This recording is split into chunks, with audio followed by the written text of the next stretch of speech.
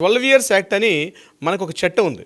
దీన్ని చాలామంది regular వర్డ్స్‌లో 12 years act అని వాడతారు దీన్ని యాక్చువల్‌గా. అంటే ఏంటంటే దీన్ని అడ్వర్స్ పొసెషన్ అని ఒక యాక్ట్ ఉంది. 1963 లిమిటేషన్ యాక్ట్‌లో సెక్షన్ 27లో దీనికి సంబంధించిన వివరాలన్నీ కూడా ఉన్నాయి.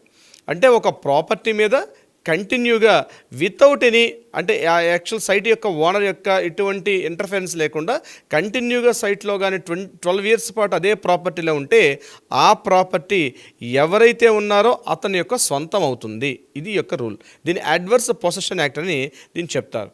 నేను ఎక్స్ప్లెయిన్ చేస్తాను. ఎలా అంటే ఉదాహరణకి ఒక ప్రాపర్టీ ఓనరు 2010లో ఒక ఆయన ప్రాపర్టీ కొన్నాడు.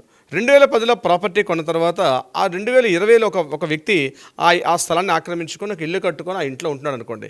కంటిన్యూగా 2020 నుంచి 2032 వరకు కూడా అదే ఇంట్లో ఆ హౌస్లో ఉంటున్నాడైనా ఈ మీన్వేల్ ఎవరు కూడా ఆ ఇంటి మధ్యలో ఓనర్ ఎవరు రాకపోవడం కానీ, ఓనర్ అడగడం కానీ, దాన్ని కంట్రోల్ చేయకపోవడం కానీ, ఎగ్జామ్షన్స్ పెట్టడం కానీ ఎటువంటివి లేకుండా నిరంతరాయంగా కంటిన్యూస్గా 12 ఏళ్ల పాటు అదే ప్రాపర్టీని అతను ఎంజాయ్ చేస్తూ ఉంటే ఆ ప్రాపర్టీని ఆటోమేటిక్గా ఎవరైతే ఆ సైట్లో ఉన్నారో అతనికి ప్రాపర్టీ రైట్స్ చెందుతాయి అని చెప్పి ఈ యాక్ట్ స్పష్టంగా చెప్తుంది.